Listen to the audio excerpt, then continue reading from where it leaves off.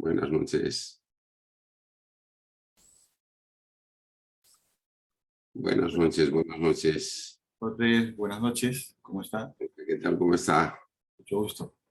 Empaquetado con una bronquitis de los mil demonios y acabo de salir de una endoscopía, así que ando medio todavía bajo efectos de las benzodiazepinas.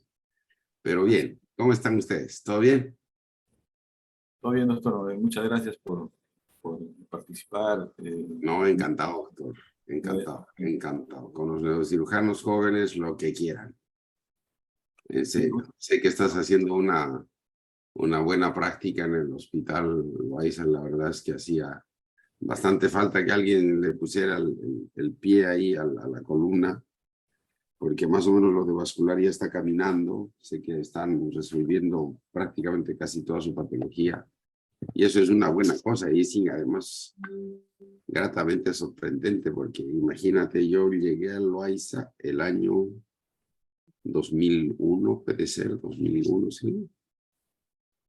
Y era una cosa, pues, muy distante a lo que pasaba en cualquier hospital de tercer mundo siquiera, ¿no? Y de ahí a lo que están ahora, han avanzado muchísimo, lo cual me alegra bastante. Me llena de una enorme satisfacción. Lo felicito, doctor. Gracias, doctor. Yo he tenido la oportunidad de conocerlo a usted de residente, ¿no? Yo hice el presentado en el hospital de Valiati y alguna vez usted vino a dar una charla sobre vasculares, ¿no? Invitado por San Marcos, ¿no? Lo invitaban a usted Sí, claro, para darnos claro, charlas. claro. Y usted trabajaba en el hospital Cajón en ese entonces, sí. Sí, he Tuve la estado oportunidad 10 años de ver sus haciendo casos, incluso vi algunos. docencias, sí, sí, Y hace poco en Colombia conocí a uno de sus compañeros de la especialidad, no me acuerdo el nombre, ya. pero comentó y me preguntó, ¿conoce al doctor Treyes, Polo y Laborda? Me dijo, ¿no? Él hizo la especialidad en Chile, ¿no? Me dijo, sí, claro, no lo conozco como amigo, no lo conozco como médico, neurocirujano, ¿no? Eminente allá, que trabaja actualmente en la práctica privada, ¿no? Y habló de usted, no recuerdo, es un flaco alto, medio canoso, pero sí, sí, Ah, es un uno compañero. chascón. Sí, sí, claro. Exactamente, él es, él, Así medio chascón, parece un rockero. exactamente, él, sí. Sí, sí, el doctor es de un sitio que se llama Pasto, en Colombia. Mm, Un tipo bien interesante. Él era, digamos, de los R's mayores. Él era un poquito mayor que yo. Sí, sí, sí, doctor. sí, recuerdo, porque de Colombia llegaron dos, Cuellar y él. Ahorita voy a recordar el apellido de este doctor. Y era No, bien... no, el colega que le hablo es chileno. O sea, chileno que fue a Colombia a hacer un curso, ahí me lo encontré y me Ah, preguntó por usted, sí, es ah, un flaco así medio carnoso, ya. ya, Pero ya sí, sé. sí, joven, un flaco alto, Sí, sí, flaco ya alto. sé quién es, ya sé quién es. Él ha sido mi fellow. Él debe ser, él debe ser. Claro, claro. Lo que pasa es que yo he sido el primer fellow del programa de neurocirugía vascular y base de cráneo de Chile. Entonces fue una coincidencia muy feliz para nosotros, pero digamos a ellos no les hizo mucha gracia. Pero bueno, así fueron las cosas y yo entré al programa primero. Entonces conmigo comenzaron. Y cuando yo empecé, el doctor Mura llegaba del Brasil de hacer el fellow con Evandro de Oliveira. Entonces estaba muy motivado el doctor Jorge, ¿no?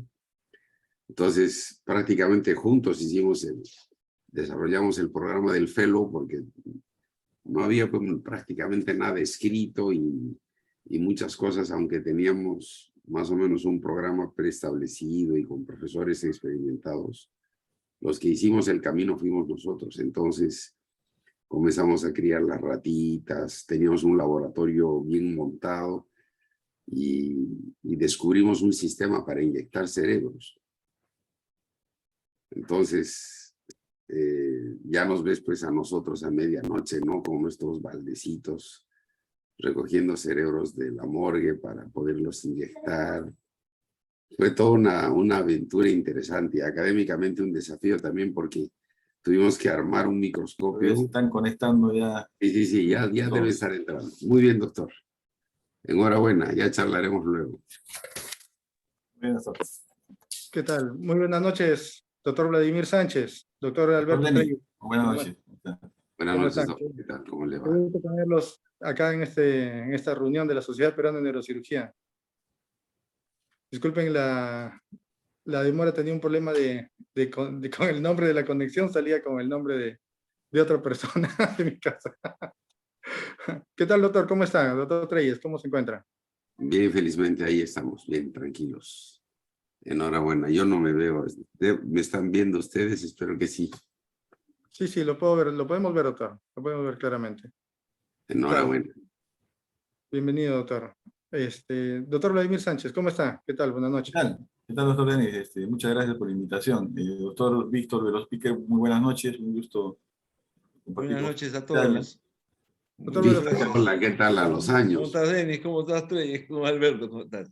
Doctor Vinicius, ¿nos escucha? ¿Se escucha bien? Sí, te escucho. hola Vladimir. Doctor Vinicius, buenas noches. Un gusto. Buenas noches a todos Buenas. en Perú. Es un placer enorme estar acá con usted. Doctor Vinicius, Mucho buenas gusto, noches. doctor. El gusto Muchas es nuestro, gracias. doctor. Buenas noches, doctor Vinicius. Pedro, ¿cómo estás? Muchas gracias. Colegas, buenas noches, buenas noches. Buenas Doctor noches, Vinicius, doctor. buenas noches. ¿Cómo está? Buenas noches. Buenas Qué noches. gusto. ¿Cómo le va? ¿Qué tal, Es el doctor doctor Pedro, es el presidente de la Sociedad Peruana de Neurocirugía, doctor Vinicius. Sí, Doctor Claro. Soto. ¿Cómo está? Denis, buenas noches. Vladimir, buenas noches. doctor Pedro. ¿Cómo está? Qué Alberto, gusto. buenas noches. Víctor, buenas noches. Buenas noches a todos. Doctor Vinicius, un placer siempre. Gracias, es un gracias. placer enorme. Gracias. Gracias.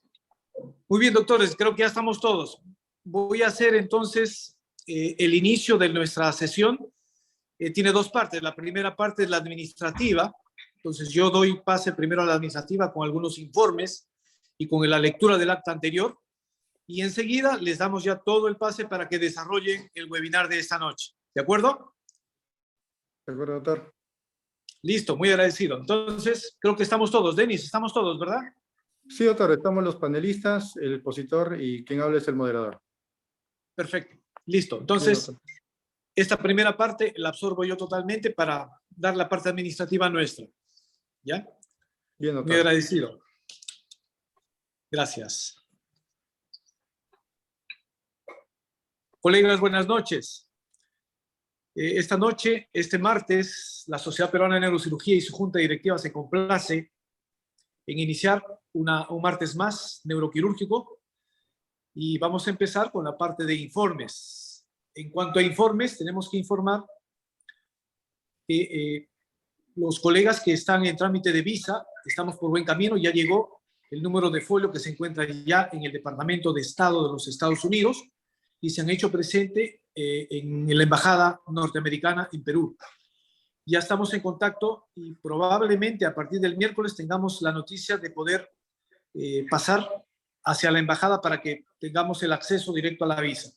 Los que estamos inscritos y solicitándola para el CLAN que se desarrolla del 19 al 24 de noviembre en Miami. Como segundo punto, tenemos que informar que la semana pasada se llevó a cabo el Congreso de la Sociedad Peruana de Ortopedia y Traumatología y se desarrolló en él el primer curso interdisciplinario de columna vertebral. Tuvimos la oportunidad de estar en él. Participaron también el presidente de la Sociedad Latinoamericana de la FLANC, el doctor José Antonio Soriano, y también estuvo presente el doctor Manuel Rodríguez como presidente de la Sociedad de Mínimamente Invasiva de Columna Vertebral latinoamericano. También estuvo presente el doctor Eduardo Laos como presidente del ASPECIBE y quien habla como presidente de la Sociedad Peruana de Neurocirugía. Hemos tenido oportunidad entonces de estar en el curso que se desarrolló a la vez con la presencia exitosa de neurocirujanos y de ortopedistas que se han dedicado a la columna vertebral. Ha nacido entonces la idea también en el grupo de que se tenga una afiliación hacia alguna de las universidades peruanas para que se pueda desarrollar la subespecialidad de columna vertebral, que pueda ser realizada por quienes deseen hacerla, bien traumatólogos o bien neurocirujanos. Entonces, estamos en plena participación viendo algunos sílabus, sobre todo de Silaco y también de la FLANC, tanto de México como de Aruba, para ver los sílabus que pudieran ser compatibles y pudieran tomarse como modelo o ejemplo a seguir en este inicio de esa probable subespecialidad. Como tercer punto, tenemos que anunciar también que en este curso interdisciplinario de columna se otorgó al Comité de Columna de la Sociedad Peruana de Neurocirugía y a todos los que conforman el Comité de Columna la calidad de socios del SILACO. Se ha entregado una placa donde se acredita como socios al Comité de Columna de la Sociedad Peruana de Neurocirugía como miembros activos en SILACO. Entonces, cabe anunciar que en los siguientes días se dará algunas precisiones sobre esto, porque se han quedado pendiente de entrega a todo el comité de columna de la sociedad actual para poderles hacer la incorporación directa hacia el SILACO y pasen a ser miembros del SILACO. Como cuarto punto, voy a invitar a nuestro secretario, el doctor Saavedra, para que nos dé lectura del último acta del martes último. Doctor Saavedra, buenas noches. Sí, buenas noches, estimados colegas. Procedo a la lectura del acta de la tercera incorporación de miembros de la Sociedad Peruana de Neurocirugía. Siendo las 20 horas del 20 de septiembre del 2022, se reunieron mediante plataforma Zoom el presidente, doctor Pedro J. Padilla, el secretario general, doctor Luis Saavedra Ramírez, y el secretario de Acción Científica, doctor Carlos Vázquez Pérez. Se conectaron a esta plataforma 55 participantes. Sección informes. El doctor Pedro Soto mencionó que el 14 de septiembre se hizo una votación para ver si se continúa con la presidencia del World Federation. Se ha solicitado una reunión extraordinaria y nuevas votaciones. Los delegados peruanos, doctor Soto y doctor Durán, a favor que hayan nuevas elecciones con la participación de nuestro candidato a la FLAN, doctor Tito Padilla. Como otro punto, el doctor Valerio, que es el presidente de la CLAN, del Congreso que se desarrolló en Miami, del 19 al 23 de noviembre del presente año, nos ha informado que por primera vez en la historia, el Departamento de Estado de Estados Unidos está llevando un sponsor a los neurocirujanos de otros países para la obtención de sus visas. Por lo mismo, él da responsabilidad a los inscritos al Congreso y que regresen a sus países respectivos, con el riesgo de penalización migratoria. Ya tenemos el número de folio peruano para la calendarización de las visas. Punto 2. Lectura del acta anterior. Se hizo lectura anterior sin ninguna objeción para luego ser aprobada. Orden del día. Incorporación de miembros asociados y titulares de la Sociedad Peruana de Neurocirugía. Incorporación de miembro titular. Dr. Henry Pacheco Hernández Vaca. Título del trabajo. Evolución del manejo endovascular de pacientes con patología neurovascular en el servicio de neurocirugía del Hospital Daniel Alcides Carrión, Callao. Presentador, Dr. Alberto Treyes Polo y de la Borda. Incorporación de miembros asociados. Dr. Joel Arturo Aguilar Melgar. Título del trabajo. Terapia multimodal de MAF cerebral en Hospital Nacional Alcides Carrión, Callao. Presentador, Dr. Alberto Treyes Polo y de la Borda. Dr. Giancarlo Sal Zapata. Título del trabajo. Abordaje radial en el neurointervencionismo. Presentador, Dr. Rodolfo Rodríguez Varela. Y como tercera miembro asociada, la doctora Jenny Carolina Ruiz Zambrano. Título del trabajo, características epidemiológicas, clínicas e imagenológicas y terapéuticas del paciente con traumatismo encefalocraniano por proyectil de arma de fuego, Hospital Central Universitario María Pineda Barquisimeto, Estado Lara. Presentador, doctor Carlos Vázquez Pérez. Luego de culminadas las ponencias, el doctor Pedro Soto procede a tomar el juramento a cada uno de los miembros, empezando con el miembro titular, luego a los 3 miembros asociados. En este tercer periodo de incorporación, esta sociedad y la Junta Directiva tienen el enorme placer de haber acogido nuevos miembros. Bienvenidos, doctores, en el engrandecimiento y profesionalismo y crecimiento institucional de nuestra querida sociedad. se dan las palabras de despedida y se hace la invitación al próximo webinar. Siendo a las 22:55 horas, se dio por culminada esta asamblea académica de la Sociedad Peruana de Neurocirugía. Doctor Pedro Soto Padilla, presidente. Doctor Luis Saavedra Ramírez, secretario. Muy agradecido, Luis. Muchas gracias a nuestro secretario general.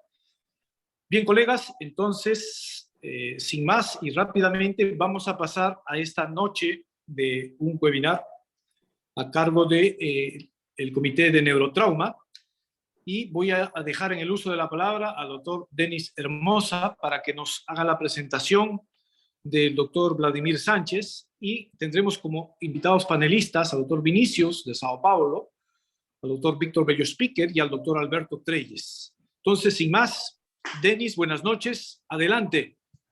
Buenas noches, doctor Pedro Soto. Muchas gracias por su presentación. E igualmente las gracias al doctor Luis Saavedra y a todos los miembros de la sociedad e invitados que están presentes la noche de hoy. En esta mesa virtual, como dijo el doctor Pedro Soto, vamos a hablar sobre traumatismos de la columna cervical superior, enfocándonos en los niveles C1, C2.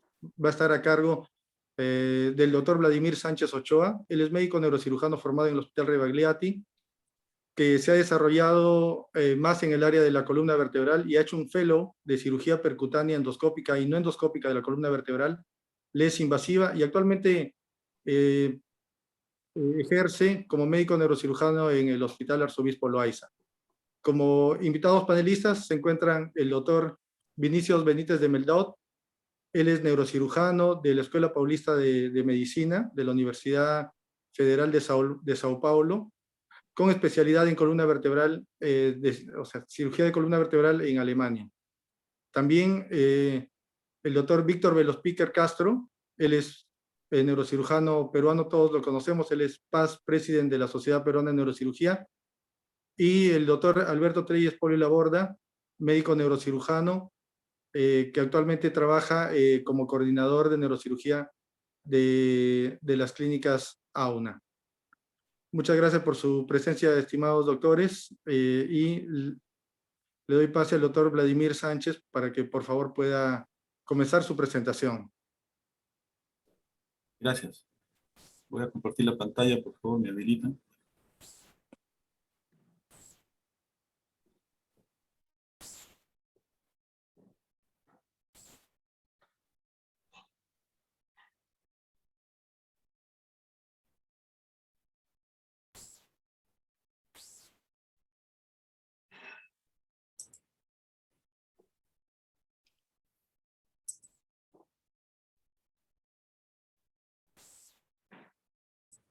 Bueno, doctor Denis Hermosa, muchas gracias por la invitación. De igual manera, a la Sociedad Peruana de Neurocirugía y a los panelistas nacionales, en este caso al doctor Reyes y al doctor Bello Speaker.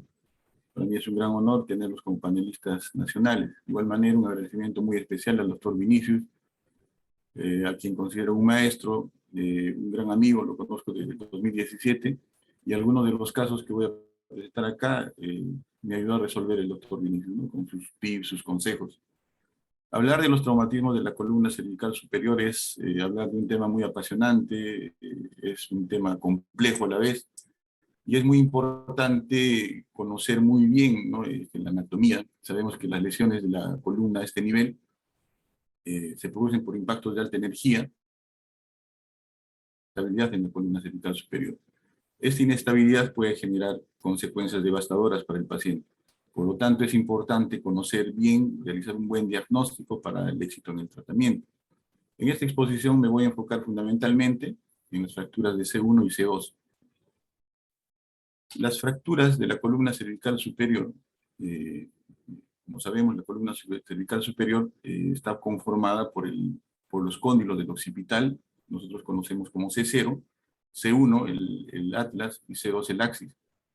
Estos tres elementos constituyen una unidad anatómica única, funcional, ¿no? Doctor Vladimir, me parece Dígame. que no se está viendo tu pantalla, tu presentación. Se está viendo otra ventana. A ver, vamos a ver.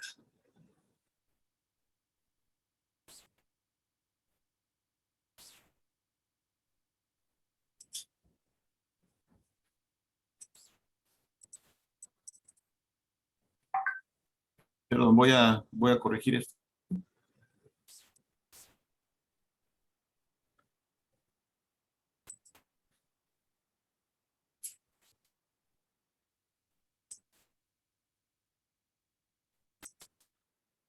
¿Ahora se ve? A ver. No logro ver tu pantalla.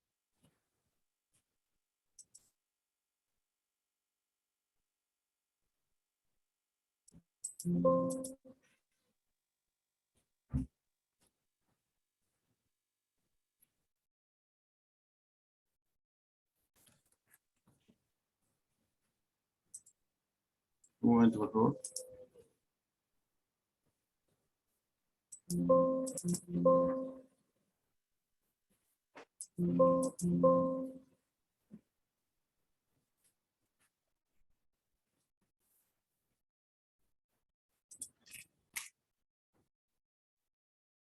Un momento, por favor, no se ve la pantalla.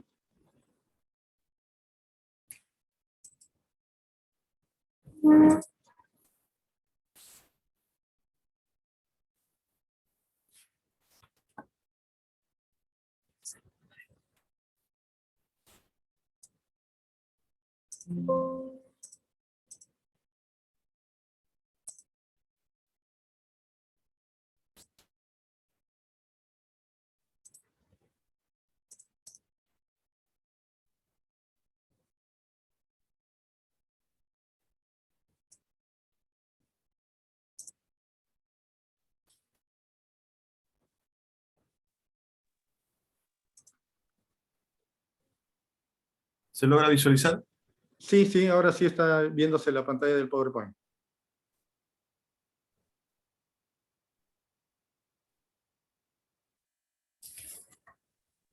Ok, gracias. Gracias a usted. Listo. Entonces, como les decía, con las disculpas del caso, me voy a enfocar en las fracturas de C1 y C2. La unión cráneo-cervical, en este caso, la columna cervical superior está conformada por 3 elementos, los cóndilos del occipital, el atlas y C2. Todos estos componentes constituyen una unidad anatómica funcional y cada componente de estos tiene características anatómicas diferentes, ¿no? Por ejemplo, ¿no? C1 y C2 son diferentes a las demás vértebras de la columna cervical. Y estas a su vez soportan el peso del cráneo no a través de los discos intervertebrales, sino a través de ligamentos de las uniones sinoviales. Las dos articulaciones, en este caso de la unión cráneo-cervical y la articulación atlantoaxoidea, tienen características mecánicas diferentes, ¿no? Por ejemplo, la unión cráneo-cervical le dan o sirven para los movimientos de flexo, extensión en un 25% más o menos de toda la columna cervical. Y la articulación C2, C1, C2 participan en un 50% de la rotación axial de la columna cervical. Entonces, el trauma de la columna cervical superior generalmente es resultado por impactos de alta energía. Y esto generalmente sucede en los accidentes de tránsito, en las caídas, en las lesiones deportivas, en los clavados involuntarios. Las fracturas y lesiones que se producen a este nivel afectan a la estabilidad de la columna en este caso. Y esa estabilidad o inestabilidad que se produce en esta región puede dar lugar a una lesión de la integridad de la médula espinal y de las arterias vertebrales. Y nosotros debemos sospechar en una inestabilidad de esta región en todo paciente que tiene lesiones de alta energía. Entonces, estas lesiones muchas veces pueden ser difíciles de diagnosticar, incluso tratar. Por eso es muy importante hacer una muy buena revisión, ¿no?, radiológica en este caso, además de toda la rutina sistémica, evaluación clínica neurológica, debemos hacer una muy buena evaluación radiológica. Lamentablemente, en la actualidad no existen guías o protocolos de manejo estandarizado global para el manejo de este tipo de patologías. Lo importante acá es determinar si existe una inestabilidad, ¿no? Si las lesiones de alta energía han producido una inestabilidad en la columna cervical. Entonces, esto nos va a orientar si la columna es inestable, hacer un tratamiento quirúrgico o no, ¿no? O un tratamiento conservador. Entonces, en el año 2020 la World Federation nos da una serie de criterios, valida una serie de criterios de inestabilidad de la columna cervical superior. De estos criterios nosotros conocemos la mayoría, ¿no? Por ejemplo, el intervalo, existe inestabilidad en la columna cervical superior si es que el intervalo atlantodental anterior es mayor a 3 milímetros, si es que el intervalo atlantodental posterior es menor a 13 milímetros, o por ejemplo, si existe un desplazamiento de las masas laterales de C1 sobre las masas laterales de C2, también existe inestabilidad. Si, digamos, supera esa medida en 7 milímetros. En relación a las fracturas de odontoides, si la angulación es mayor a 8 grados o el desplazamiento o traslación del fragmento fracturado es mayor a 3 milímetros, también es inestable. En las fracturas de Hangman, si la angulación entre C2 y C3 es mayor a 11 grados, también es inestable. Y por tomografía podemos ver si existe una abulsión del ligamento transversal atlantar, también es inestable, y en resonancia magnética se puede visualizar si existe una ruptura del ligamento transversal atlantar. La World Federation hace una revisión de toda la literatura en el año 2020 y da algunos alcances, ¿no? Unas declaraciones en relación a la evaluación radiológica. Y ellos consideran, en un consenso del 95%, que actualmente el examen de primera línea para el diagnóstico de la inestabilidad, en este caso para hacer un buen diagnóstico, una buena clasificación del tipo de fractura, incluso es la tomografía actualmente. En una declaración del 100%, ellos consideran que un aumento del espacio del intervalo atlantodental anterior mayor a 3 milímetros o un intervalo atlantodental posterior menor a 13 milímetros, digamos, posiblemente existe una ruptura del ligamento transversal atlantal. Y consideran que las tomografías con reconstrucción en 3D se debe utilizar para planificación preoperatoria, con un consenso del 100%. Las fracturas del Atlas, más conocidas como fracturas de Jefferson, son fracturas únicas, ¿no? Únicas por las particularidades anatómicas que representa el Atlas. El Atlas actúa como una vértebra de transición, como una arandela entre el cráneo y la columna cervical. Se articula por arriba con los cóndilos, por abajo con el Atlas, con las masas laterales y con la apófisis odontoides, y todo esto hace que participe en todos los movimientos de flexión, extensión, lateralización de la columna. En cuanto a la epidemiología de las fracturas del Atlas representan aproximadamente el 25% de todas las lesiones craneocervicales, del 3 al 13% de todas las lesiones de la columna cervical, del 1 al 2% de todas las lesiones de la columna. En pediatría representan aproximadamente el 3.5%, y las causas más comunes están representadas por accidentes de tránsito y caídas. También estas fracturas se asocian a otras fracturas, ¿no? Especialmente las fracturas del axis, en un 40-44%. Las manifestaciones clínicas de este tipo de lesiones se caracterizan generalmente por dolor en la parte alta de la columna, impotencia funcional por dolor. Las lesiones neurológicas son muy raras, en el caso que existan, se producen por lesiones de los últimos pares craneales, de los 4 últimos pares craneales, provocando parálisis de hemilengua, hemilaringe, hemipaladar, el hombro homolateral, conocido como síndrome de Collet-Sicard. Puede haber también síntomas relacionados a lesiones de la arteria vertebral por trombosis o hipoperfusión. Se caracteriza por náuseas, vómitos, acúfenos, etc. En cuanto al algoritmo de diagnóstico, es muy importante conocer, como les decía, la herramienta de primera línea es la tomografía, pero la radiografía también sirve, ¿no? En el año 70, Spence, a través de radiografías, hace una clasificación que actualmente conocemos como regla de Spence, ¿no? La regla de Spence se caracteriza porque evalúa el desplazamiento de las masas laterales de C1 sobre C2, y cuando este desplazamiento de las masas laterales, sumadas, ambos desplazamientos, tanto del lado derecho como del lado izquierdo, suman mayor a 6.9 milímetros, se considera que el ligamento transversal atlantar puede estar roto o existe una disrupción, ¿no? Pero actualmente en algunos exámenes, ya en algunos estudios que se ha hecho con resonancia, se ve que un 60% de las medidas que se hacen con esta regla pasan por los ligamentos, las rupturas de ligamentos pasan por desapercibidos. Heller, en el 93, hace una modificación de esta regla de Spence, que por factores de aumento radiográfico incrementa el número de medida a 8.1 milímetros. La tomografía es muy importante para evaluar las características de la fractura, ¿no? Analiza mejor la integridad del anillo del atlas, ¿no? Nos caracteriza mejor la fractura, incluso con la tomografía nosotros podemos clasificar mejor las fracturas. Nos ayuda para ver incluso si es que hay una abulsión del tubérculo para la inserción del atlas, y lógicamente la resonancia magnética es el examen por elección, ¿no? Para determinar si existe, para ver la integridad del ligamento transversal atlantar. Dickmann en el año 96 introduce una clasificación, ¿no? Por resonancia magnética en su serie de casos, y clasifica el tipo de lesiones de ruptura del ligamento transversal atlantar en 2 tipos y 2 subtipos para cada tipo, ¿no? Que lo vamos a ver más adelante. En cuanto a las clasificaciones, existen muchas clasificaciones, ¿no? Desde que Jefferson en 1920 aproximadamente, en una serie de casos, presenta varios tipos de fracturas. Posteriormente Landers hace modificaciones, y Dickmann, como les decía anteriormente, por resonancia magnética hace una clasificación de la ruptura del ligamento. Y actualmente la clasificación de Gay-Weller es la que se utiliza con mayor frecuencia, porque engloba todas las clasificaciones anteriores. La clasificación de Jefferson inicialmente tenía 4 tipos, ¿no? La fractura tipo 1, que afecta al arco posterior; la de tipo 2, que afecta al arco anterior; la de tipo 3, la clásica fractura de Jefferson, que afecta bilateralmente al arco posterior y el arco anterior, con una separación de las masas laterales; la de tipo 4 afecta solo las masas laterales; y Gay-Weller hace una modificación con esta clasificación de tipo 5, con fracturas transversales del arco anterior. Landers lo que hace es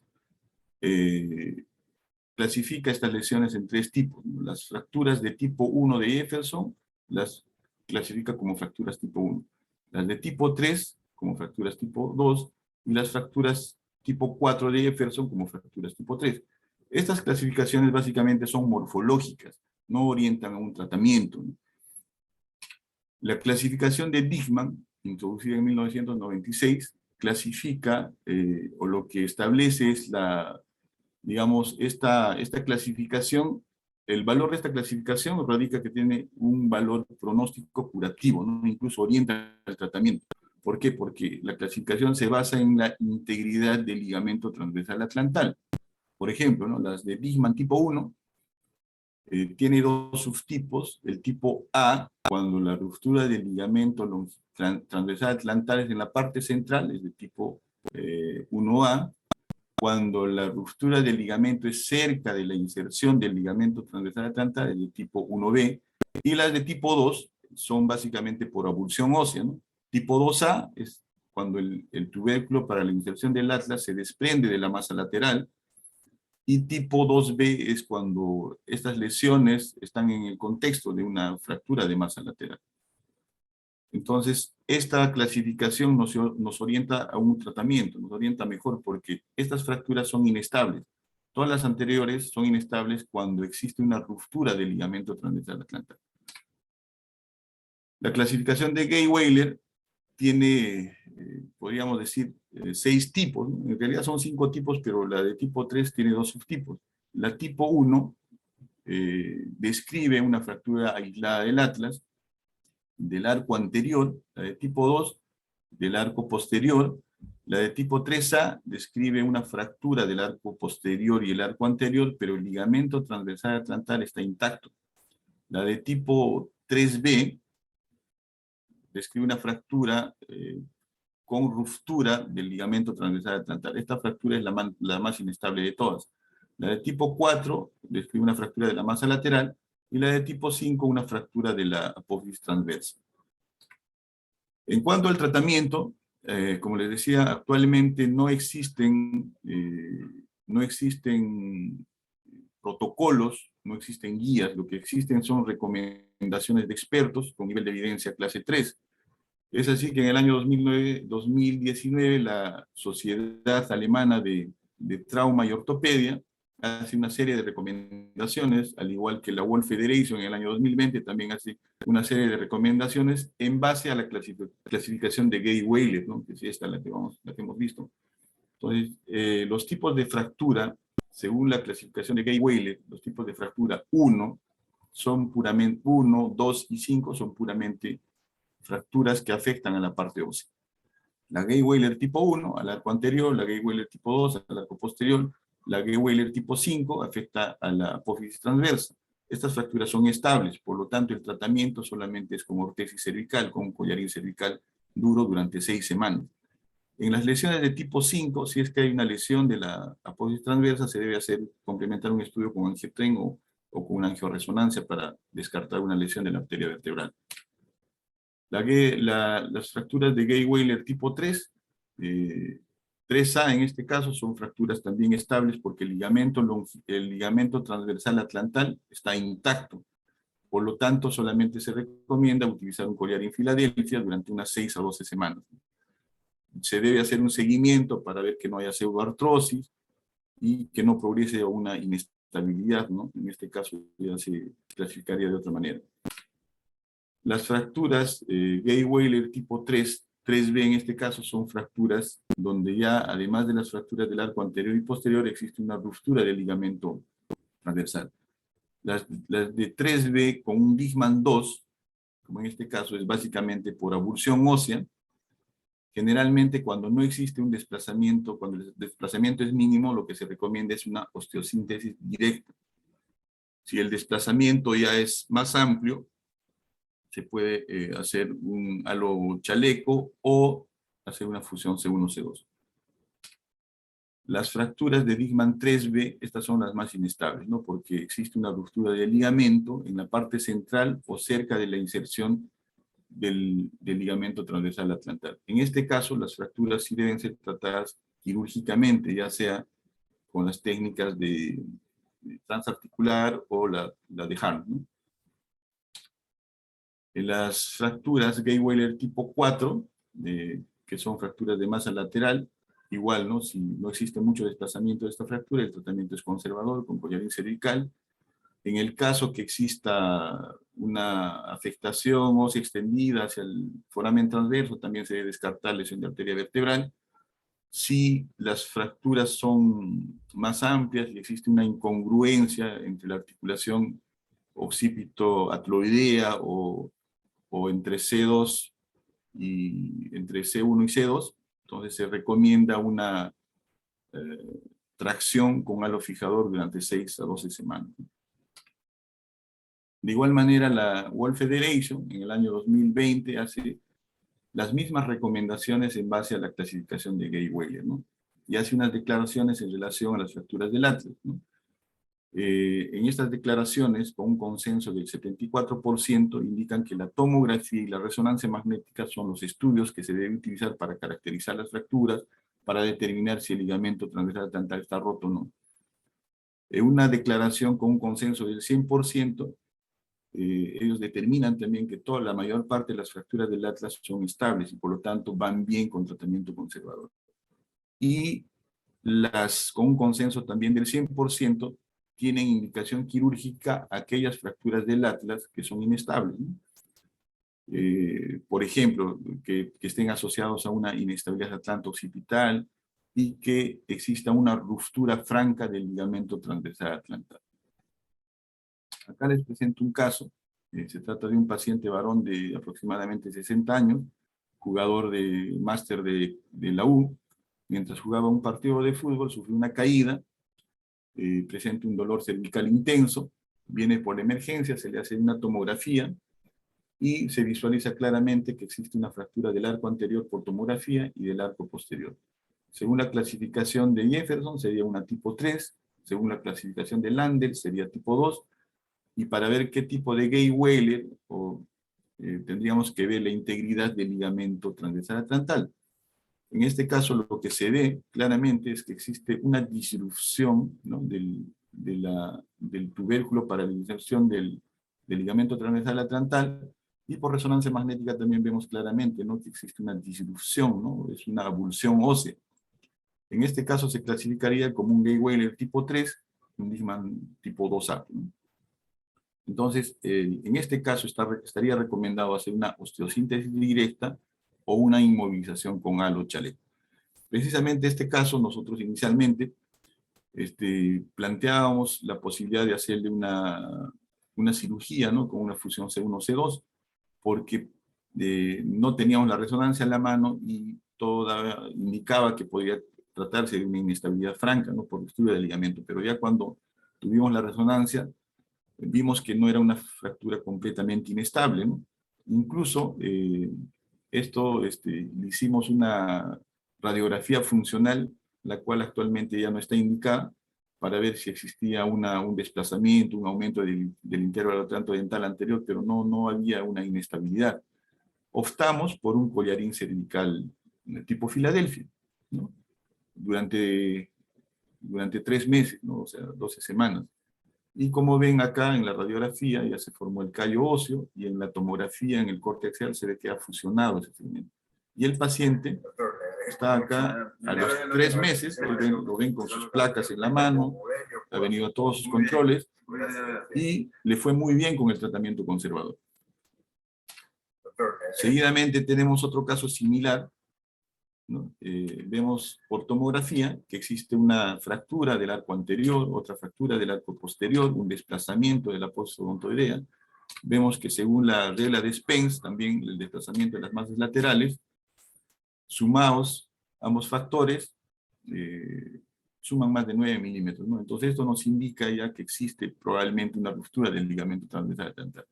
Para una clasificación adecuada, según Landers, es un Landers 2, según Jefferson 3, según Gay-Weiler, también sería un 3. ¿Por qué? Porque existe una ruptura del ligamento transversal atlantal cerca de la parte central, ¿no? Y esto genera una inestabilidad franca, ¿no? Como vemos acá, hay una compresión de la médula espinal a nivel de la unión bulbomedular, ¿no? En este caso se decide, y las recomendaciones también lo manifiestan, que debe hacerse una fusión C1-C2, ¿no? Tenemos varias opciones. Nosotros generalmente hacemos la fusión C1-C2 basado en tornillos y barras. En este caso, lo que se recomienda más es la técnica de masas laterales y pedículos, o técnica de Harms.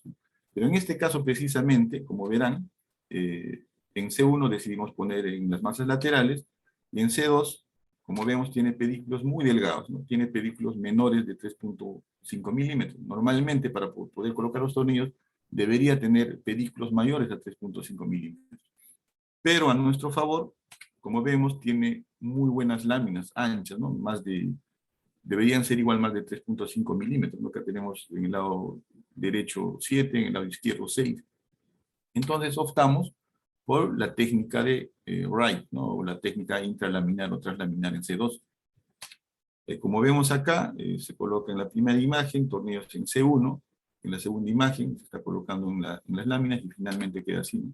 Acá tengo un video corto de cómo estamos colocando los tornillos en las láminas de C2. Y como verán, la columna está completamente inestable, está muy móvil, ¿no? En este paciente tiene los pedículos cortos. Tenemos que hacer la técnica de Harms, la técnica transpedicular. Y estos son los resultados posoperatorios. Vemos que los tornillos en las láminas están correctamente colocados. Y este es un video en 3D, ¿no? Esta cirugía hicimos hace aproximadamente 3 años. La paciente viene anualmente a sus controles y no tiene ningún problema relacionado a ese tipo de cirugía, ¿no? Seguidamente voy a hablar sobre lo que es la fractura del odontoides, ¿no? Las fracturas en la segunda vértebra cervical generalmente son las más frecuentes, son las fracturas de odontoides y la espondilolistesis traumática. Las fracturas de odontoides representan del 9 al 18% de todas las fracturas de la columna cervical. En los adultos mayores es más frecuente, en mayores de 80 años. Generalmente estas fracturas se producen en los ancianos cuando se caen de cara, ¿no? Y hacen caídas con hiperextensión o hiperflexión, ¿no? Igualmente, de acuerdo al algoritmo de diagnóstico por imagen, las radiografías, bueno, siguen siendo importantes porque con las radiografías con boca abierta se pueden determinar si existe fractura de la punta del diente, fracturas en la base o a través del cuerpo, ¿no? pero las tomografías son el gold estándar, ¿no? Para determinar mejor, caracterizar mejor la fractura, ver si existe un fragmento desplazado, el grado de angulación, y lógicamente la resonancia nos sirve para ver las partes blandas, ¿no? En este caso, por ejemplo, en una fractura, un paciente con osodontoideum, vemos que existe una contusión medular, ¿no? A nivel de C1-C2.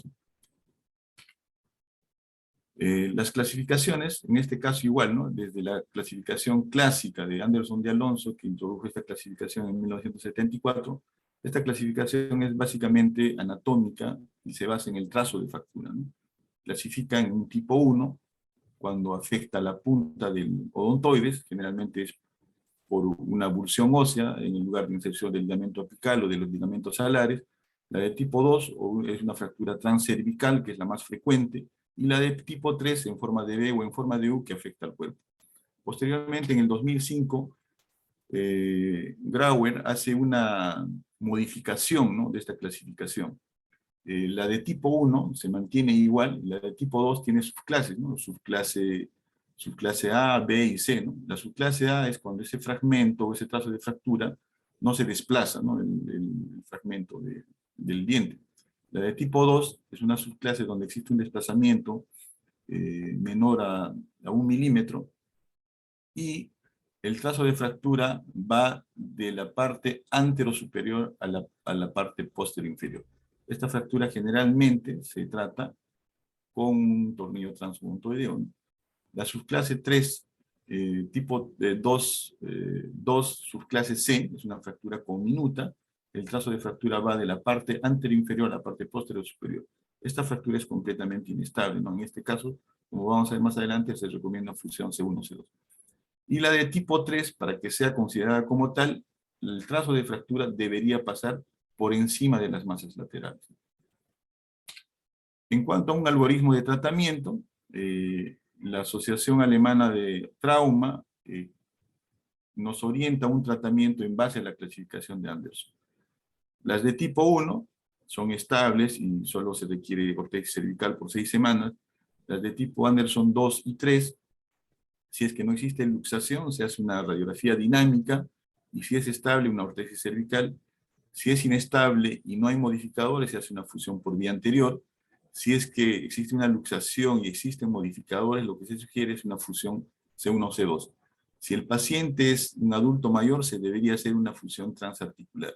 Si el paciente es joven, es mejor hacer una fusión C1 o C2 por vía posterior, ¿no? Lógicamente es muy importante tener en cuenta sobre todos estos modificadores, ¿no? Osteoporosis, cifosis, fracturas de Eisel tipo C, ¿no? Etc.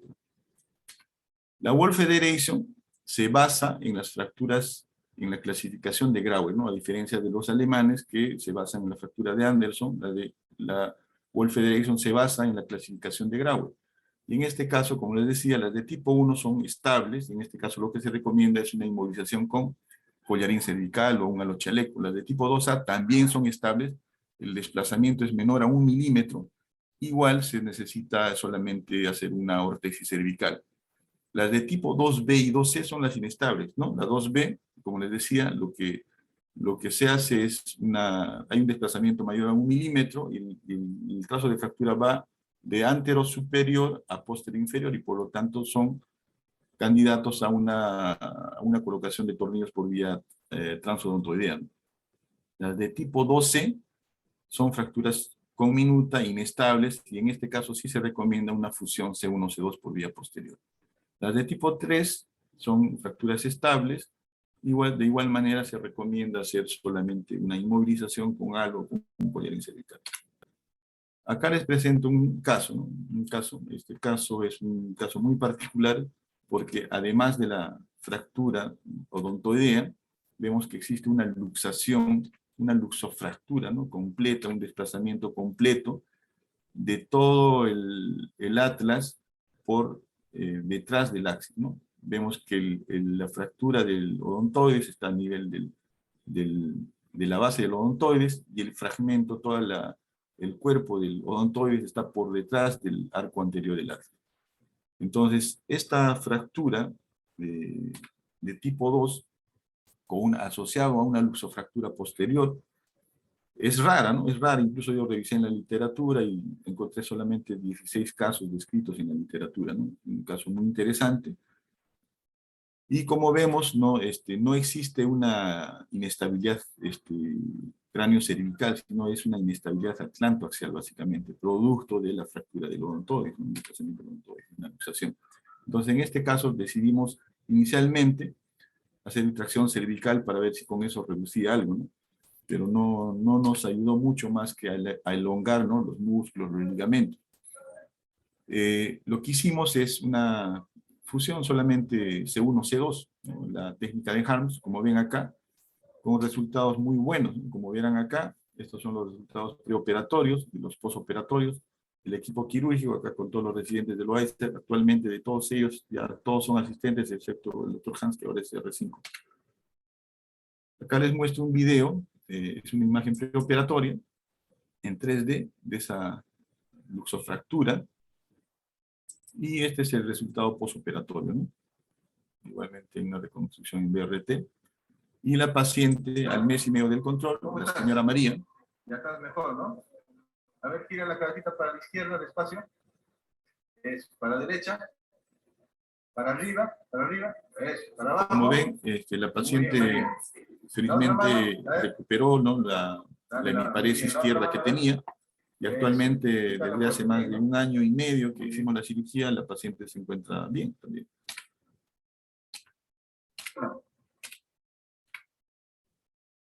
Acá les muestro un segundo caso, también es una fractura de odontoides, tipo 2, en este caso sería una tipo 2 subclase B, por el trazo de fractura, ¿no?, que va de antero superior a posterior inferior, pero tiene una traslación, ¿no?, una traslación mayor a 3 milímetros. Además, si le aplicamos los modificadores, el paciente tiene una osteoporosis severa y ese fragmento es difícil de reducir. Por lo tanto, no sería tratamiento conservador y tampoco una fijación transodontoidea. Como en el anterior caso de la fractura del atlas, en este caso tenía pedículos delgados, ¿no? Por lo tanto no se podía hacer la fusión con la técnica de Harms, ¿no? Optamos por la de Reich, por la técnica translaminar o intralaminar, y también nos fue muy bien. Como verán, este es el resultado postoperatorio, se alineó correctamente, y el paciente fue operado hace aproximadamente 8 meses, ¿no?, en el hospital Loaiza. Lo resolvimos de esa manera, ¿no? Finalmente, tenemos la espondilolistesis traumática de C2, conocida como fractura de Hangman o fractura del verdugo. Esta fractura se caracteriza por una separación de la pars a nivel de la pars interarticularis de manera bilateral, por una separación del arco neural del cuerpo del atlas y por un desplazamiento de C2 o de C3. De igual manera, estas fracturas representan del 4 al 7% de todas las fracturas de la columna, del 20 al 22% de todas las fracturas de C2. Esta lesión se produce por hiperextensión cervical con carga axial. Es frecuente en aquellos pacientes, ¿no?, aquellos pacientes que van por detrás del asiento del copiloto, ¿no? En cuanto al diagnóstico, las radiografías, como les decía anteriormente, tienen muy baja sensibilidad con falsos negativos de hasta un 40%, y la tomografía es el examen estándar de oro para caracterizar mejor estas fracturas, ¿no? Por ejemplo, las reconstrucciones en 3D en este caso nos ayudan a ver que en este caso en particular existe una luxación de C1 sobre C2 y de C2 sobre C3. Además vemos que existe, por ejemplo, una separación del arco neural, una luxación rotatoria, ¿no? Nos permite, la tomografía, en este caso el estándar de oro, nos permite una mejor caracterización de la fractura y una mejor clasificación. En cuanto a la evaluación de la estabilidad, en este tipo de fracturas lo importante de evaluar la estabilidad es ver si existe una lesión del disco y del ligamento longitudinal anterior. Eso es lo que nos va a definir el tratamiento, ¿no?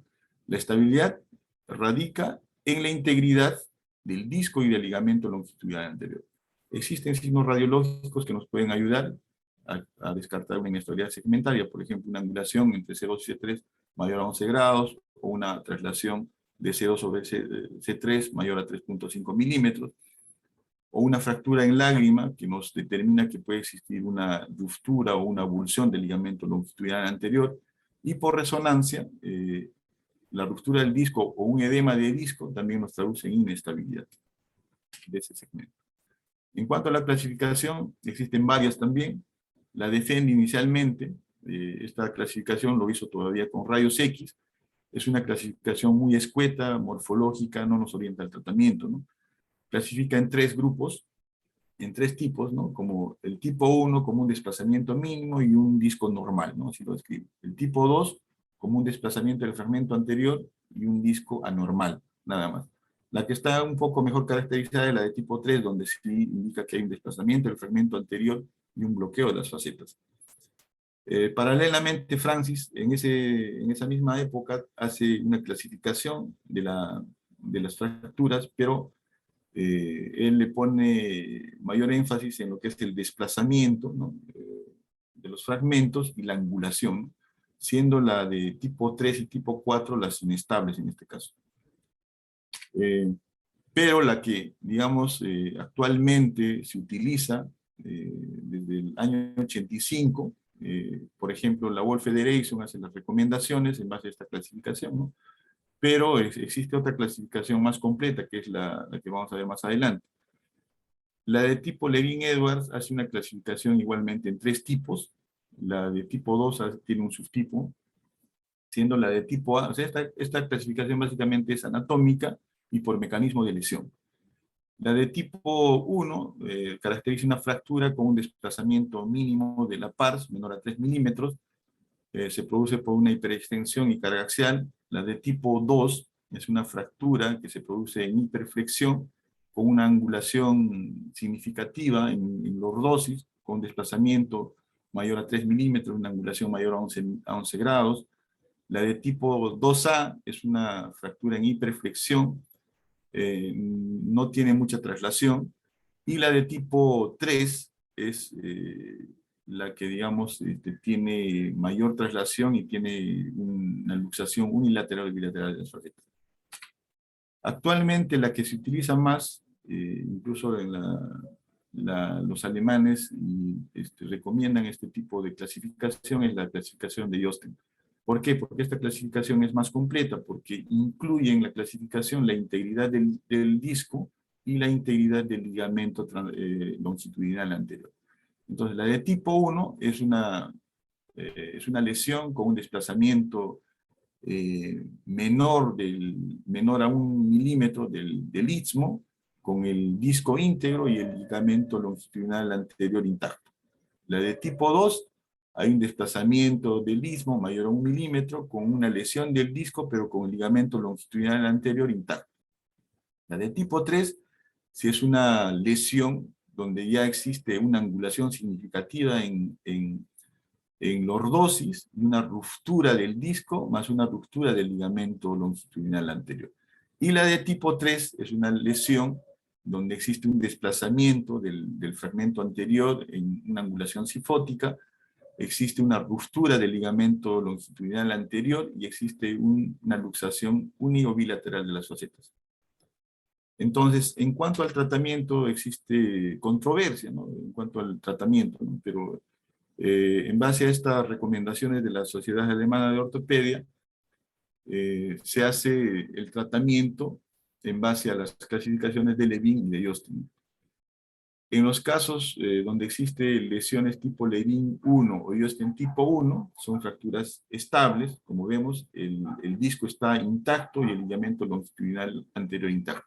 Por lo tanto, el manejo es conservador con collarín cervical por 6 a 12 semanas. En las de tipo Levin-Edwards, tipo 2A y Josten tipo 2, ahí existe un desplazamiento, ¿no? del istmo. Se recomienda, el disco puede estar lesionado o no, pero el ligamento longitudinal anterior está intacto. El tratamiento inicialmente es conservador, con collarín cervical en hiperextensión. Si la reducción no se mantiene con ese collarín, lo que se recomienda son los tornillos ¿no? por el pediclo o los tornillos de Jude, ¿no? Estos tornillos de Jude. Cuando existe una lesión del disco, entonces se recomienda una fusión con caja intersomática y placa cervical anterior. Adicionalmente, se puede utilizar fusión C2-C3. Si es que existe una lesión del disco posteriormente, se puede complementar con una fusión anterior en este caso. En las de tipo Levin y Osten tipo 3, Levin 2 y Osten tipo 3, estas fracturas son inestables porque existe ruptura del disco, existe ruptura del ligamento longitudinal anterior, y estas fracturas deben estabilizarse quirúrgicamente. Como la lesión es principalmente anterior, es decir, el disco está roto, el ligamento está roto, entonces el abordaje debe ser por vía anterior, ¿no? Es la indicación. Entonces se coloca una caja intersomática más placas y tornillos. Adicionalmente, se puede complementar con un tornillo de Judes por vía posterior, y para evitar la pseudoartrosis dolorosa, también se puede complementar con una fusión C2-C3 por vía posterior. En las fracturas de Levin tipo 3 y Osten tipo 4, el tratamiento quirúrgico va a depender del éxito de la reducción cerrada que se haga, ¿no? Si esta fractura, la reducción de las facetas se hace, hay un éxito por una reducción cerrada, entonces el tratamiento básicamente se hace por vía anterior, con una caja intersomática y placa cervical anterior. Si la reducción es fallida, en este caso el abordaje tiene que hacerse por vía posterior con instrumentación C2-C3. Si no se puede colocar tornillos en C2, se puede colocar alternativamente en C1 y C3. Si vemos que por vía anterior el disco está dañado, se puede complementar con una fusión C2-C3 por vía anterior. Ahí les presento el caso 5, el último caso. Se trata de una espondilolistesis traumática. Es un Josten tipo 3 y un Levin tipo 2. Existe una fractura en lágrima. El tratamiento acá, como vemos, debería ser por vía anterior, pero bueno, vemos que existe una fractura en lágrima. Vamos a ver más adelante que existe, esta lesión está asociada a una luxación de C2 sobre C3 y de C1 sobre C2, ¿no? Como vemos acá. Existen luxaciones rotatorias. Y como vemos acá, todo el arco neural posterior está completamente rotado, ¿no? Incluso parecería que hubiera una lesión a nivel del foramen de la arteria vertebral para la arteria vertebral, ¿no? Vemos claramente que existe una luxación entre C2 y C3, entre C1 y C2. Entonces no solamente es una fractura de tipo Hangman, está asociada a una luxación C1, C2 y C2, C3.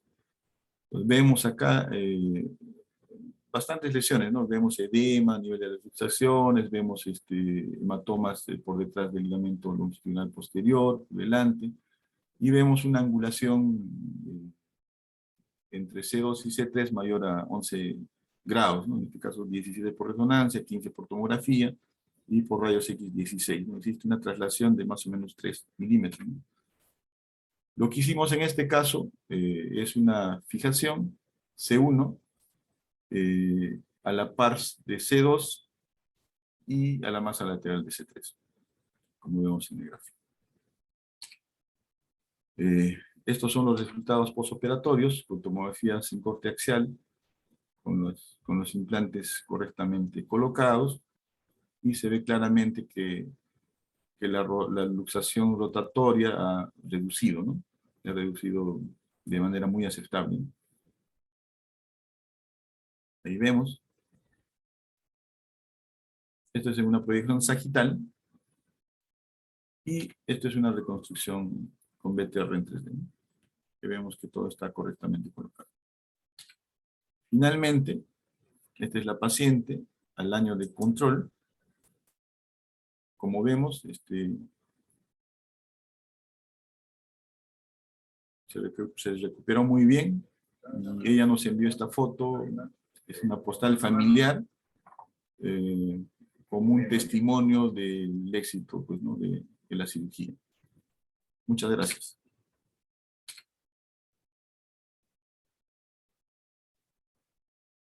Gracias.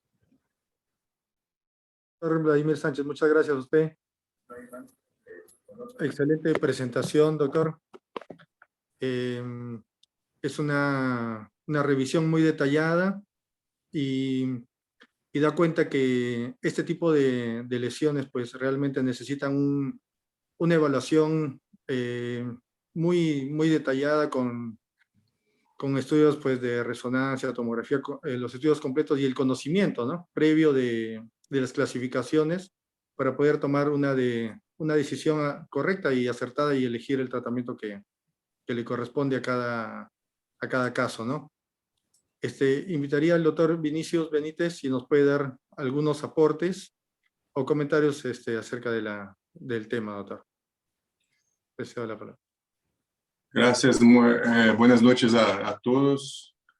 Me gustaría agradecer al doctor Vladimir, doctor Pedro Soto por la invitación para estar con usted hoy. Yo tengo algunas observaciones que en casos de Vladimir. En primer lugar, invito a todos a una reflexión, porque si tenemos muchas clasificaciones es porque ninguna es efectiva. Entonces, protocolos y clasificaciones son muy importantes para descripciones técnicas y también para aquellos que no son expertos con el tema. Por ejemplo, un protocolo de paro cardiorrespiratorio es muy importante para mí, porque yo no estoy acostumbrado a este tipo de tratamiento. Pero para un cardiólogo no hay problema, porque él conoce muy bien el tratamiento, todas las variantes, y puede hacer modificaciones en el momento de tratar un paciente. Entonces, es muy importante conocer o mecanismo, la anatomía, la fisiología do que estamos lidando. Entonces, un resumen de la situación crâneo-cervical es lo entendimiento de importancia de lo ligamento. Entonces, todas las veces que tenemos una lesión de ligamento, la posibilidad quirúrgica es muy grande. Cuando la lesión es solamente de hueso, entonces muchas veces es estable y no hay una necesidad de cirugía. Un otro pensamiento es sobre las descripciones que tenemos para tratamiento de lesiones C1, C2, principalmente cuando en las descripciones se utiliza un chaleco cráneo torácico, ¿no? ¿Cómo es el nombre en español de este chaleco cráneo torácico? Halo chaleco. Sí. Halo chaleco, un halo chaleco. Penso que para describir em um artigo, um livro, é interessante, mas na prática é completamente problemático para ser. Acá em Brasil, por exemplo, e penso que em Peru também, acá em Brasil é muito caliente, a adesão para o paciente é muito difícil, então há poucos casos e pouca experiência em uso de halo chaleco em los cirurgianos acá em Brasil. Eu não encontro nenhum cirurgiano que hace este tipo de tratamento com frequência. Em Alemanha, que é o lugar que eu tenho muita experiência também não me recuerdo desse tipo de tratamento. Então, não sei como é em Peru a possibilidade de tratamento com halo chaleco, pero penso que é difícil. Então, temos que fazer pensamento mais para o tratamento conservador ou cirurgia. Caso 1 de Vladimir, a resolução perfeita, ótimo. o senso comum é o mais importante. Então, começou um tratamento conservador e o resultado foi ótimo. Caso 2, resolução buena também, para congratulações, Vladimir, pero uma crítica é em relação à justificação que você ha hecho para não poner o tornillo em C2 na técnica de Harms. La dirección de corte de tomografía es diferente de la dirección de inserción de tornillo. Esto es una regla que tenemos que pensar. Entonces, siempre lo corte de tomografía, cuando olhamos o pedículo é pequeno, pero sempre é possível poner os tornillos em el pedículo. E como que eu puedo falar uma coisa tão que pode parecer uma coisa tão absurda?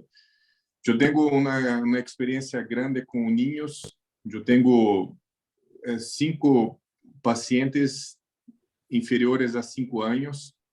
Então, um paciente de 3 anos, 4 pacientes de 4 anos, que todos com inestabilidade C1, C2, luxação C1, C2 e tratamento com a técnica de Harms. Então, é possível sempre poner um tornillo nesta posição. No hay ninguna crítica con la resolución tornillo de lámina. Es una técnica muy efectiva también, pero solo la justificación que yo no pienso que es correcta. Dos otros casos no hay o que decir, porque el caso 3 perfecto, el caso 5 muy elegante, efectivo, uma fratura muito complexa e o resultado fantástico. Então, essas são minhas considerações. Espero que não haya cansado muito os participantes, pero é isto. Gracias. Gracias, doctor Vinicius, por sus comentarios. Invitaría al doctor Víctor Belonspiker si tiene algún comentario o alguna pregunta al expositor.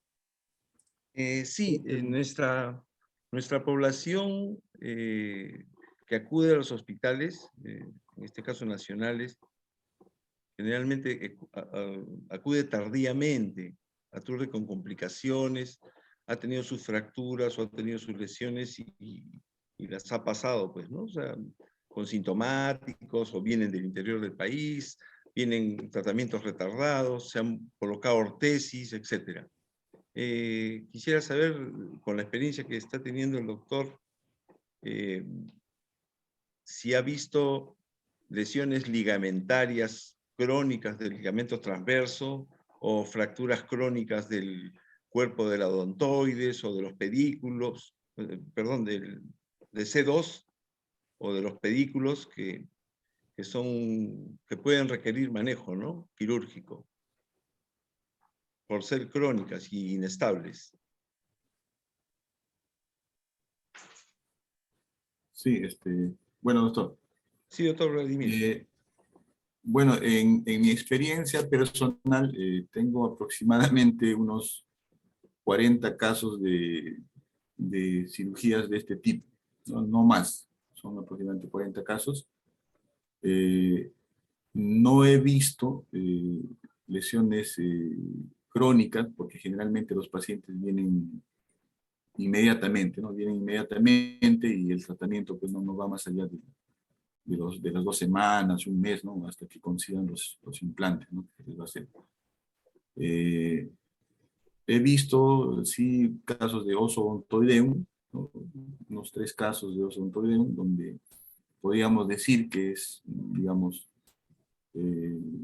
algo crónico, ¿no? Porque, bueno, ahí está el osontoideum, existe una resorción ósea alrededor de los bordes, pero más de eso no. ¿Me permite otra pregunta? Nosotros hemos visto pues, en el hospital casos bastante graves, ¿no? Con lesiones de cóndilos, con desplazamientos y fracturas múltiples en C1 o C1, C2. Y la más de las veces hemos hecho fijaciones occípitos cervicales. Como usted no las ha comentado, siendo una opción en casos complejos de inestabilidad y inestabilidad múltiple, ¿no? No de un solo nivel, sino desplazamiento de cóndilos, fractura de odontoides o rotación atlantoaxoidea, etc. ¿Qué comentario tiene sobre la fijación y cuántos casos ha realizado proporcionalmente al total que ha hecho de fijaciones occípitos cervicales?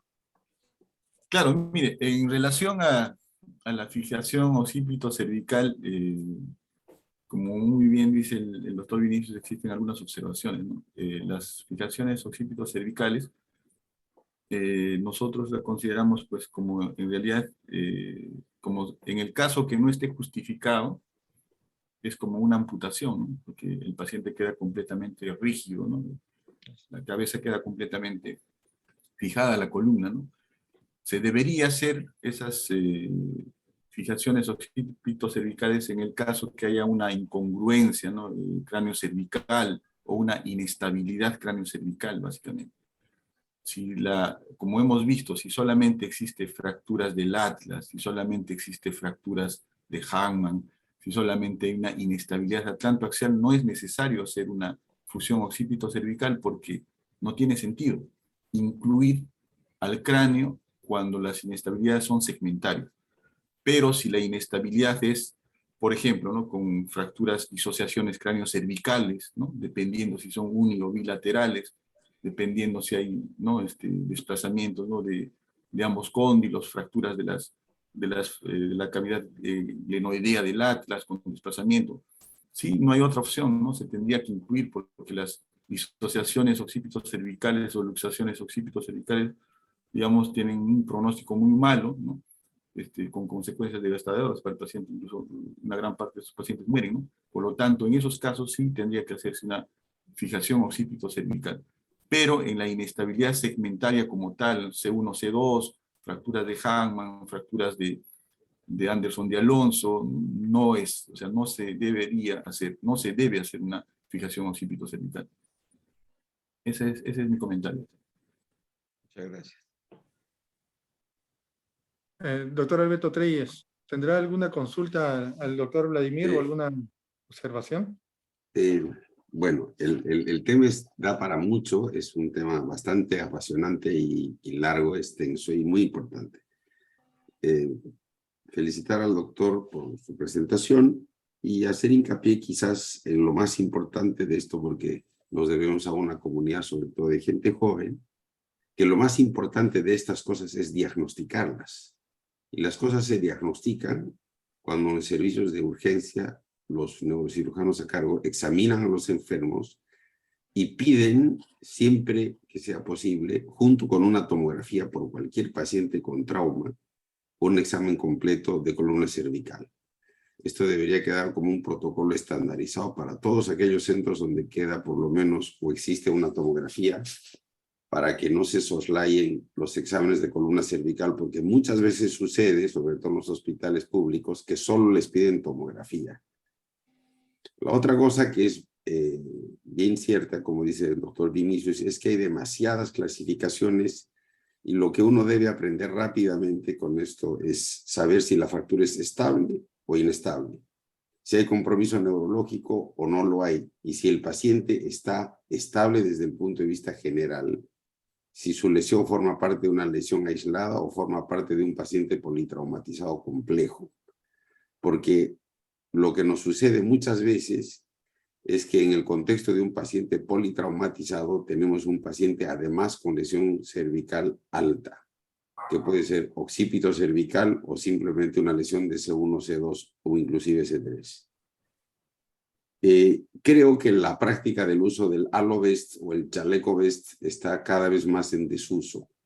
Y la otra cosa que sí vale considerar y en la que estoy de acuerdo con el expositor es que siempre que se hace una estabilización se debe siempre tratar de conservar la fusión. Así que creo que cada vez está, digamos, más alejada de nuestro pensamiento quirúrgico la estabilización occipito cervical.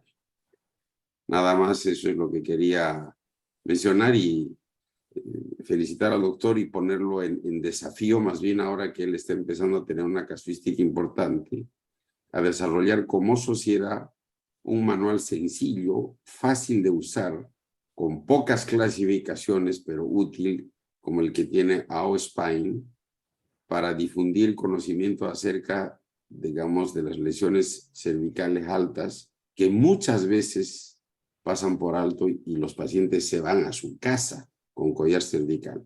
Y esto sucede en nuestra realidad. Así que nada más eso y nada. Los felicito por la exposición y lo felicito más al doctor porque es joven. Eso significa que el futuro está en buenas manos. Muy bien, doctor Treyes, muchas gracias. Quisiera preguntarle al doctor Vinicius si podría responder acerca de la pregunta del doctor Velospíker y sobre las fracturas que llegan tardíamente, que se han inveterado, han evolucionado la pseudoartrosis, así como dice el doctor Treyes también, ¿no? Que los pacientes a veces se van de la emergencia sin el diagnóstico o quizás por vivir en zonas alejadas nunca llegaron a un diagnóstico y continuaron su vida hasta que hacen los síntomas bastante tardíamente, ¿no? Meses o años después. Sí, yo tengo alguna experiencia con estos casos de pacientes crónicos, tanto pacientes en que el diagnóstico no es hecho correctamente, pero también para otros pacientes en que el diagnóstico es correcto, pero la conducción, el tratamiento empezado no es lo mejor para aquel tipo de lesión, que si tiene una lesión de ligamento, entonces es inestable. Entonces, por ejemplo, yo tengo un paciente me recuerdo bien, un paciente de 78 años, en que el diagnóstico inmediato de fractura de C2, fractura tipo 2 de C2, empezaram tratamento conservador. Paciente com osteoporose, sem luxação, sem desplazamento de C2 de C1 sobre C2, pero depois de 30 dias, a radiografia é completamente catastrófica. A fractura obviamente não tem nenhuma consolidação e o desplazamento de C1 e a porção superior do odontoide sobre C2 foi mais de 1,5 centímetros, com compressão de medula, de espinha, e o paciente com todos os comprometimentos, déficits neurológicos, perda de força de 4 membros. Então, nesse caso, uma internação de urgência e necessidade de tração, depois cirurgia. Então, caso não tão crônico, por 30, 40 dias depois, por uma condução que não foi correta em princípio. Pero também temos, como o doutor ha dicho, que a situação paciente de una población más pobre, sin acceso al servicio de salud, la dificultad de diagnóstico en momento de trauma, porque muchas de estas fracturas son fracturas que no causan un poco de dolor, pero no hay déficit neurológico. Entonces, es posible un manejo inicial conservador en la población, no por parte de los doctores muchas veces, pero la parte del paciente. Piensa que es posible un tratamiento conservador.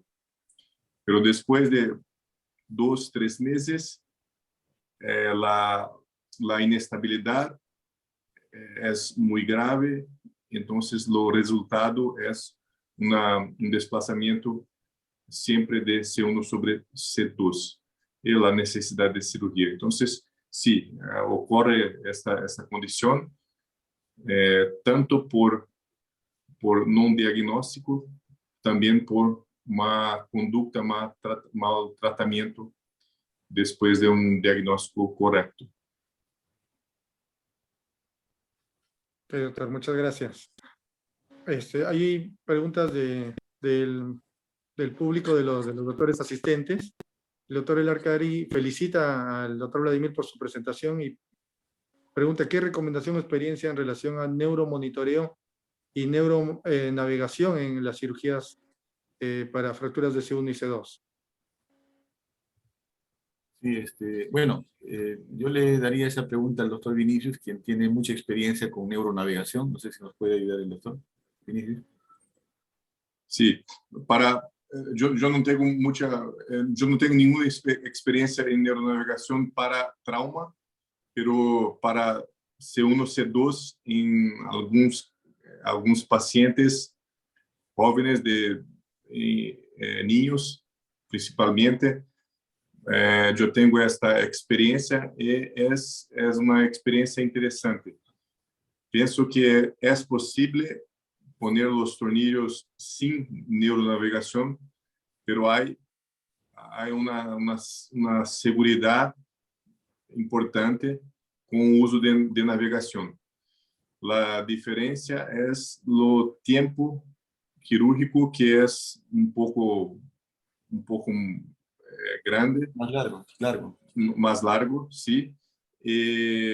Hay la dificultad de tener lo ARM en servicio.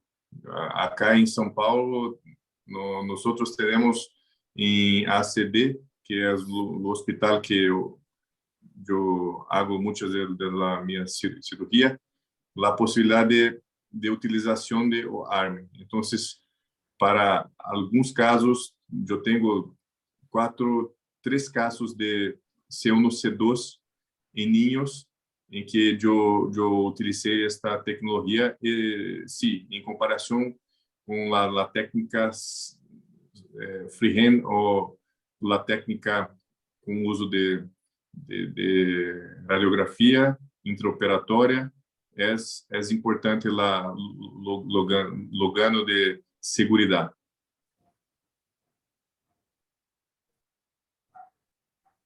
Y acerca del neuromonitoreo fisiológico, doctor. Neuromonitoreo, pienso que es siempre necesario, es una fuerza importante, una seguridad para lo médico y una seguridad para lo paciente. Si hay esta posibilidad, y acá en Brasil, acá en São Paulo, yo tengo esta posibilidad de utilizar el neuromonitoreo, yo siempre utilizo en mis operaciones. Pero yo tengo una experiencia con otras enfermedades, principalmente enfermedad de deformidad de la columna, en otros países. Por ejemplo, en Francia. Yo estuve 2 veces este año en Francia en cirugías de deformidad, escoliosis, la diferencia de disponibilidad de neuromonitoreo es muy, muy grande. Acá en São Paulo, yo tenemos mucho más disponible o neuromonitoreo que en Francia. En Francia, lo propio cirujano tiene que hacer el monitoreo. No tiene un tecnólogo o otro experto que haga la monitorización. El cirujano tiene que hacer la cirugía y también ter la comprensión de neuromonitoreo. Obviamente que no es la misma cosa, es un poco diferente la calidad de la técnica es completamente diferente. Entonces, mi recomendación es que si tiene la posibilidad de uso, siempre puede ayudar. ¿Por qué? Porque muchas veces tenemos una duda en relación al desplazamiento y la corrección de luxación C1, C2, o porque tenemos una duda en relación a contacto de tornillo con una raíz. Hay esta posibilidad y el neuromonitoreo puede ayudar bastante, tanto posicionamiento de tornillo cuanto la corrección de luxación, de desplazamiento. Doctor, muy interesante. Gracias, doctor. Yo quisiera hacer una pregunta al doctor Vladimir Sánchez acerca de las opciones quirúrgicas.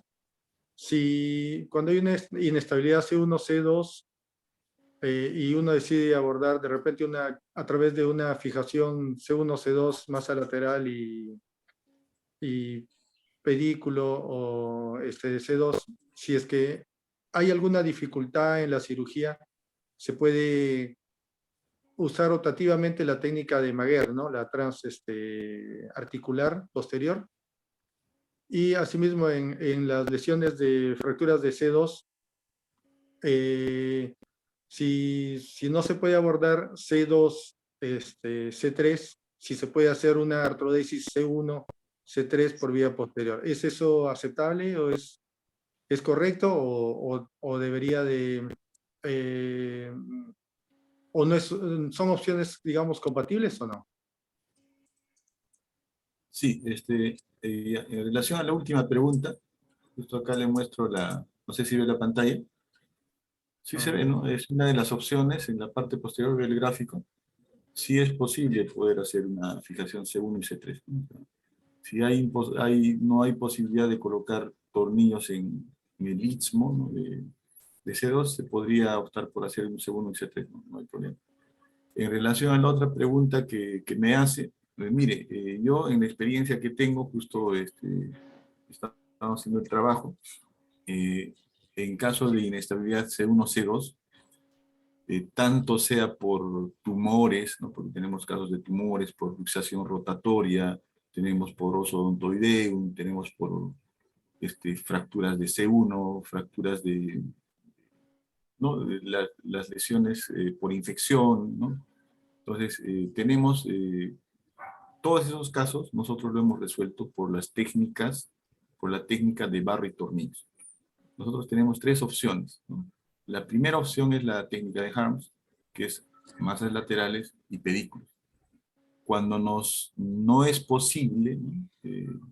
Nosotros optamos por el tornillo a masas laterales de C1 y a masas laterales de la PARS, que es una modificación corta de la técnica de Harms, que es válida, ¿no? Desde el punto de vista biomecánico son parecidas y las tasas de fusión son también parecidas, ¿no? Más del 90%. Opcionalmente, si no se puede hacer esas dos técnicas, pasamos a la técnica de salvataje, que es la técnica de translaminar o intralaminar, ¿no? Que las que les mostré. Con esas tres técnicas, en los 40 casi casos que tenemos, hemos resuelto toda la patología. O sea, con esas tres técnicas es suficiente. Ahora, la técnica de Mayer es una técnica que demanda, digamos, técnicamente requiere más demanda, ¿no? O sea, tiene que estar más alineado, no tiene que haber un desplazamiento de la articulación C1, C2, no tiene que haber una hipercifosis, y sabemos que aproximadamente un 25% existe aberraciones de la presentación de la arteria vertebral. Entonces, bueno, es una opción, sí se puede hacer también, ¿no? Porque en general hay otros colegas que solamente hacen fusiones transarticulares, ¿no? Y con respecto a la inserción del tornillo de C1 en las masas laterales, nunca ha tenido la dificultad, digamos, por Sangrado. por el sangrado de la claro. arteria, el sangrado del plexo venoso, ¿no? Que a veces... Sí, es la misma pregunta que yo tengo para Vladimir. ¿Cómo es el tratamiento de sangrado C1, C2? ¿Cómo es su experiencia en esta situación? Que muchas veces es un complicador muy importante para la cirugía. De los casi 40 casos que tenemos 2 tornillos de bases laterales que han quedado fuera de lugar, que lo hemos recolocado posteriormente. Felizmente nos ha ido bien, no hemos tenido ningún problema. A veces el tornillo va medial a la masa lateral, ¿no? Y muchas veces nos confundimos y va de frente al arco anterior, ¿no? Y eso incluso en ese momento es donde sangra más todavía, ¿no? En esos momentos donde sangra más por el plexo, ¿no?, venoso. Generalmente lo que yo hago es, en los casos que sangra demasiado, lo que hago es una disección del nervio C2, ¿no? Hago corto el nervio C2 y eso me permite hacer menos tracción. En los casos que sangran, ¿no?, me permite hacer una menos tracción, tengo una mejor exposición de la articulación, visualizo mejor la articulación C1, C2, y en el caso que sangre, solamente es poner Surgicel y compresión con cotón. Surgicel, compresión con cotón, no desesperarse. Eso es todo. Suficiente con un Surgicel y un cotón, se hace la compresión y con la succión. Ahí de esa manera es que controlo, ¿no? Todos, ¿no? Inicialmente me desesperaba porque a veces el sangrado de ese plexo venoso es abundante, ¿no? Y muchas veces uno, si no tiene mucha experiencia, piensa que se ha lesionado la arteria vertebral, ¿no? Entonces, pero ese sangrado se controla solo con Surgicel y con cotón, nada más, ¿no? Así, yo quisiera comentar algo ahí, no sé si lo haces igual. Lo que he visto que ayuda para evitar ese sangrado es una desperiodización cuidadosa desde el arco posterior de C1, obviamente, microscópica, ¿no? Desperiodizarlo con cuidado hasta llegar al punto de inserción del tornillo, ¿no?, en la articulación. Y como dices, ¿no? Si se produjera un sangrado, usar el Surgicel fibrilar y cotoncito para calmarlo, para pararlo y después colocar tranquilamente bajo visión microscópica, ¿no? Hacer el punto de ingreso y luego el drilado, ¿no?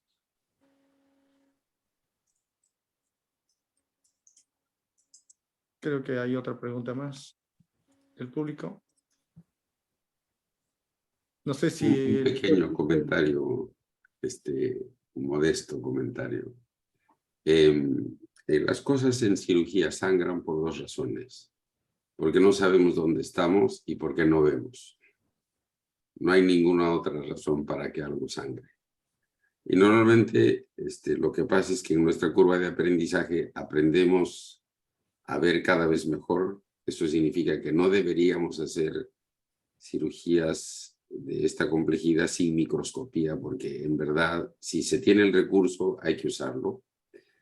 Y segundo es que cuando sangra, una cosa es el sangrado por vena y otra cosa es el sangrado por arteria. Cuando sangra por arteria, el diagnóstico salta a la cara. ¿A alguien le ha saltado alguna vez una arteria temporal o un abordaje terional? Esa es la presión más o menos de una arteria vertebral. Entonces, Normalmente lo que pasa ahí es que el plexo venoso sangra a un flujo alto, porque es de flujo alto, pero no es de alta presión, y basta con poner, si no hay suficiente fibrilar, un colágeno con un cotoncito, uno pone el dedo suavemente y esperas 3 minutos y debería eso parar. No hay por qué no pare. Así que estoy de acuerdo con la paciencia y con la compresión, pero sobre todo con usar el recurso de la microscopía si se tiene en la mano. Gracias. Bueno, muchas gracias, doctor Víctor Vladimir Sánchez, por su excelente presentación, por la absolución de las preguntas. Al doctor Vinicius, ha sido un placer tenerlo acá, doctor. Nos ha despejado muchas dudas y nos ha compartido su experiencia. Igualmente al doctor Víctor Velospíquer, muchas gracias por su participación, y el doctor Alberto Treyes. También agradezco a la Sociedad Peruana de Neurocirugía por la oportunidad de estar acá al frente de ustedes, y le doy pase al doctor Soto para continuar con la reunión de la sociedad. Muchas gracias. Bien, colegas, muy agradecido. Realmente una noche muy satisfactoria, muy educativa. Agradecerle al doctor Vinicius, siempre por esa sapiencia, por esa capacidad que tiene para ilustrar y por toda la experiencia que él siempre nos encuentra demostrando. A Vladimir, seguir con esta racha de seguir trabajando concienzudamente en la columna. A Denis, con ese dote de caracterización que tiene para hacer las presentaciones. Mi agradecimiento para ustedes, maestros Víctor Velospíquer, Alberto Treyes, que siempre nos tienen a bien el poder orientarnos y refrescarnos siempre de lo que es la sabiduría de la neurocirugía en más. Doctores, muy agradecido a todos por su participación, agradecido a todos los miembros de la Sociedad Peruana de Neurocirugía, para invitarles al siguiente webinar, el siguiente martes, y siempre esperando contar con su participación. Muy buenas noches, muy agradecido. Muchas gracias. Muy buenas noches. Gracias. Buenas noches, mucho gusto. Gracias. Muchas Buenas gracias. noches. Un placer. Gracias.